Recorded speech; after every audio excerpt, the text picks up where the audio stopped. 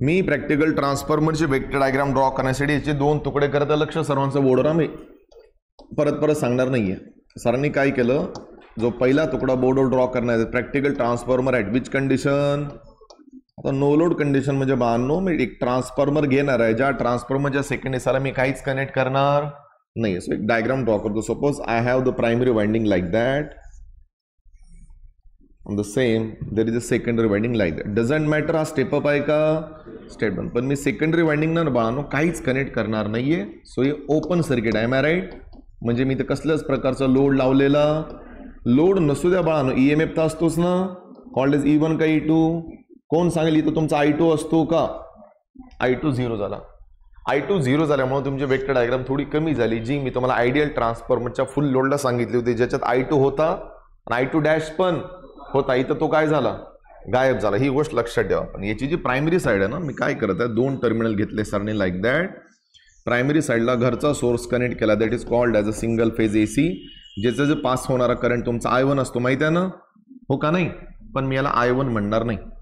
नीट बघा, हा I1 नव्हताच माझ्यासाठी कधी का, कारण सेकंडरी साईडला जर कसल्याच प्रकारचा करंट नसेल, सेकंडरी वाइंडिंगला जर लोड लावलेला नसेल, सेकंडरी वाइंडिंगमधून करंट पास होत नसेल आणि सेकंडरी साईड नो लोडला रिप्रेझेंट करत असेल, त्याला I1 न म्हणता I0 म्हटलं जातं. कोण सांगितलं what is I0, no load current. कोणता करंट, आणि हा I0 फक्त तुम्हाला नो लोड कंडिशनला दिसतो, फुल लोड कंडिशनला दिसत नाही. वेक्टर डायग्रामचा सगळ्यात जास्त फायदा तुम्हाला सर्किट डायग्राममध्ये होणार आहे. जरा करंट पार्ट करा, पण इथे नो लोड करंट दोन वेगवेगळ्या पार्टमध्ये स्प्लिट होतो. एक करंट असा आहे जो कोरला मॅग्नेटाइज करायचं काम करतो, त्याला मॅग्नेटायझिंग करंट म्हणतात, हो का नाही. याचं पहिलं नाव आहे I की IM, आणि नो लोड करंटचा दुसरा पार्ट सांगतो, त्याला IW म्हणतात. IW stands for the working component of current. कोणी मॅग्नेटायझिंग करंटला, जरा लक्ष देऊन ऐका, मॅग्नेटायझिंग करंटला ॲक्टिव्ह कंपोनंट म्हणतं आणि वर्किंग कंपोनंट ऑफ करंटला पॅसिव्ह कंपोनंट म्हणतं. पण तुम्ही ॲक्टिव्ह पॅसिव्हच्या मागे लागू नका. मी तुम्हाला काय सांगत आहे जर लक्ष देऊ नका. मी अजून वेक्टर डायग्राममध्ये एंट्री केली नाही. वेक्टर डायग्राममध्ये एंट्री करण्याच्या अगोदर मला एक गोष्ट सांगा की तुमचा रेफरन्स वेक्टर कोण आहे. चला आपण सुरू करू, बोलत चालायचंय. रेफरन्स वेक्टर कोण आहे, V का V1. Very good. सांगा बरं, E1 आणि E2 हे V1 ला कुठे असतात, इन फेज की out of phase. Very good. जो तुमचा करंट होता IM म्हणजे करंट की magnetising current. Magnetising current V1 ला काय करायचा, लॅग करायचा. किती डिग्रीने, 90 डिग्रीने. हे तुमचा बेस होता जो आपण पाठ केला होता. आता मी मेन करंटमध्ये येतो, जरा लक्ष देऊन आहे. गुट्टे सर सध्या कुठल्या करंटबद्दल बोलत आहेत बानो. नो लोड करंट म्हणजे I की I0 दोन पार्टमध्ये स्प्लिट होत. मी याच्यावर बार देत आहे कारण आपण वेक्टर सम घेता. जो पहिला कंपोनंट आहे त्याला IM चा बार म्हणता, दुसऱ्या कंपोनंटला IW चा बार म्हणता. IM बार म्हणजे मॅग्नेटायझिंग करंट किंवा मॅग्नेटायझिंग कंपोनंट ऑफ करंट म्हटलं तरी चालेल, मॅग्नेटायझिंग करंट. आणि जो IW चा बार असतो त्याला वर्किंग कंपोनंट ऑफ करंट म्हणता. बोला, वर्किंग कंपोनंट ऑफ करंट. जर तुम्हाला याला वेगळ्या शब्दात लिहायचं असेल, this is called as the active component. लिहायचं म्हणून लिहून घ्या. आणि जो दुसरा कंपोनंट असतो त्याला काय म्हणता, पॅसिव्ह कंपोनंट. म्हणजे सांगण्याचं तात्पर्य काय गुट्टे सरांना, की वेक्टर डायग्राममध्ये मला दोन करंट दिसलेच पाहिजे. सांगा बरं, पहिला करंट कोणता, बोला लवकर. IM. दुसरा, मग तुम्ही म्हणा नो लोड करंटचा फॉर्म्युला काय असतो, no load current is equals to पहिला कंपोनंट प्लस दुसरा कंपोनंट. म्हणजे गुट्टे सरांनी जर या दोघांची ॲडिशन घेतली पॅरलोग्राम मेथडनुसार तुम्हाला काय मिळतो, I की I0. म्हणजे वेक्टर डायग्राम ड्रॉ करताना पहिले मी काय ड्रॉ करणार, IM जो आपण ऑलरेडी पार्ट केलेला आहे. मी काय ड्रॉ करणार, IW. आणि दोघांच्या मध्ये जो तिसरा वेग, समजा हा ड्रॉ केला IM, हा ड्रॉ केला IW. रिझल्टंट ड्रॉ करण्यासाठी एक मधून लाईन ड्रॉ केली जाते, माहिती आहे ना, याला म्हणतात I की I0. सगळं ठीक आहे. IM तुम्हाला माहिती आहे कुठे जाणार आहे, हे तर फिक्स आहे ना, कारण हा तुमचा रेफरन्स वेक्टर आहे जो आपण ऑलरेडी पार्ट केला आहे. पण IW कुठं असतो तो ऐका, आताच सांगतो. IM आणि IW हे दोघे एक्झॅक्टली एकमेकांना परपेंडिक्युलर असतात.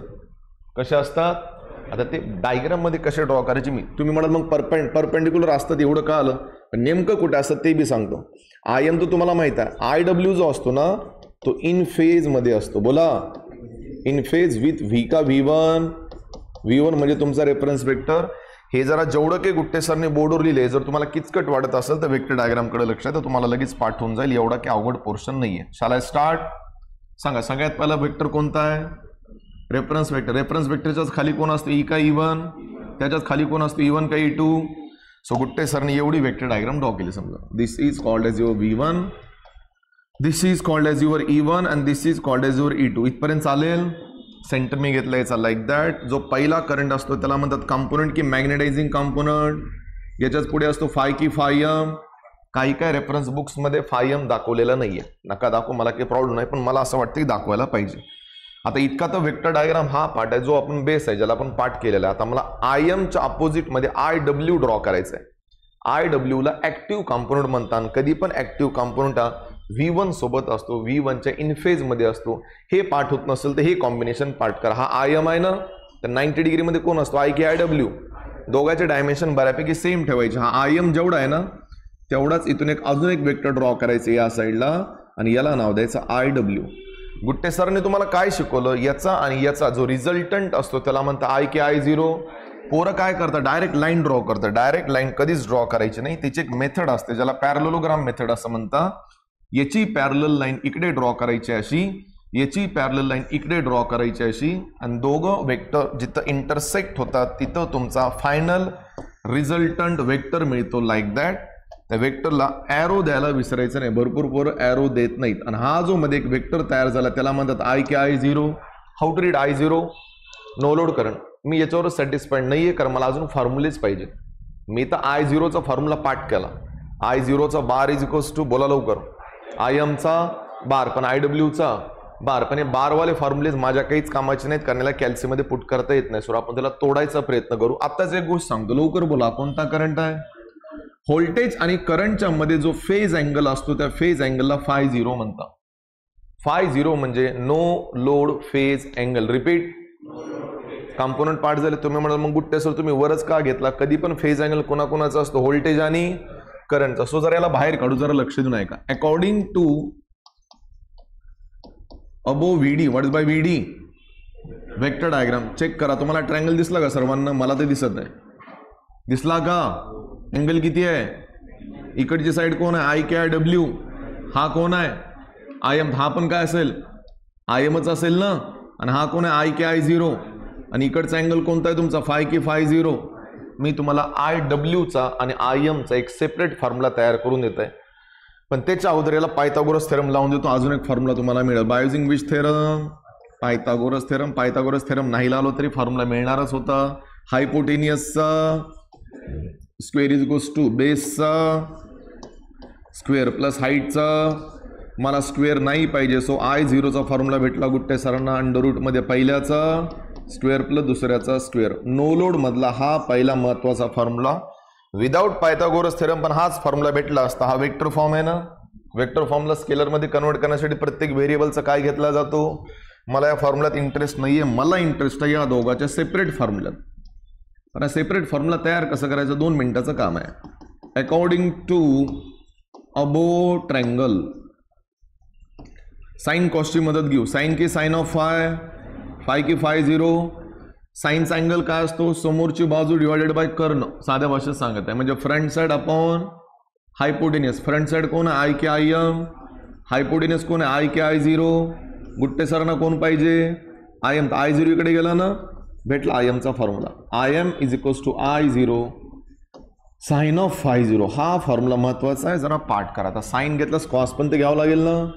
So cos of φ0 is equals to, cos of φ0चा अँगल कसा असतो, लगतची बाजू डिवायडेड बाय कर्ण.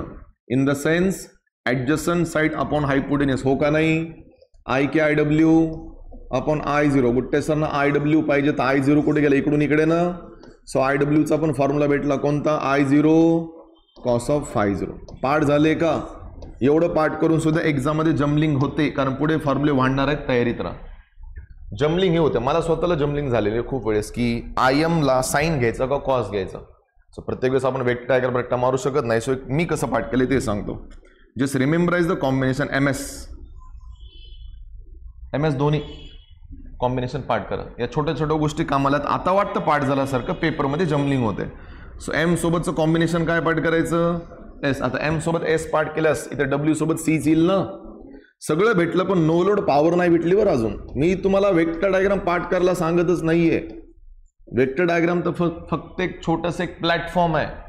ज्या प्लॅटफॉर्मच्या बेसिसवर मला तुम्हाला फॉर्म्युले तयार करून द्यायचे, समजलं? वेक्टर डायग्राम ड्रॉ केली नसती ते फॉर्म्युले तयार झाले नसते. नो लोड पॉवरचा फॉर्म्युला काय असतो रे? व्ही आय की V I cos phi, P की पी झिरो, व्ही का V1, आय की आय झिरो, कॉस की कॉस फाय झिरो. झिरोच ना नो लोड.